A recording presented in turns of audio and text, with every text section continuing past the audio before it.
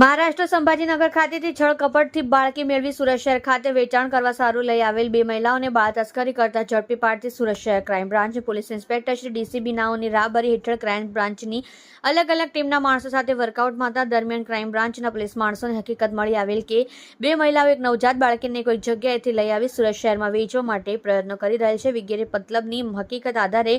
બાતમી ખરાઈ કરી તારીખ 30/1/2024 રોજ Surat Ved road Vishramnagar society plot number 196-197 માં આવેલ Randar park apartment flat number G2 માંથી નીચે મુજબની બે મહિલાઓને ઝડપી પાડવામાં આવેલ છે અને તેઓ પાસેથી એક નાની બાળકી ઉંમર વર્ષ 10 દિવસની મળી આવેલ હતી. જે મળી આવેલ બાળકીના જન્મ બાબતેના હોસ્પિટલના કાગળો કે અન્ય પુરાવા રજૂ કરવા જણાવતા તેઓએ કોઈ સંતોષકારક જવાબ આપેલ ન હતો, જેથી બંને મહિલાઓને યુક્તિ પ્રયુક્તિથી પૂછપરછ કરતા તેઓએ સદર બાળકી મહારાષ્ટ્ર સંભાજીનગર ખાતેથી એક બેન પાસેથી મેળવીને સુરત શહેરમાં વેચવા માટે આવેલ હોવાનું જણાવતા બંને મહિલાઓ અંજલિબેન તે નિર્મલભાઈ શોભાલાલ મિશ્રાની પત્ની ઉંમર વર્ષ 39, ધંધો ઘરકામ, રહેવાસી Vishramnagar society plot number 196-197 Randal apartment flat number G2 Chowk Bazaar Surat શહેર, મૂળ રહેવાસી ગામ ચિલોલા, તાલુકો જિલ્લો રાયબરેલી, ઉત્તર પ્રદેશ. લક્ષ્મીબેન તે બાલાજી રકમાજી સોનવણેની પત્ની ઉંમર વર્ષ 44, ધંધો સાડી કટિંગનો, રહેવાસી P1.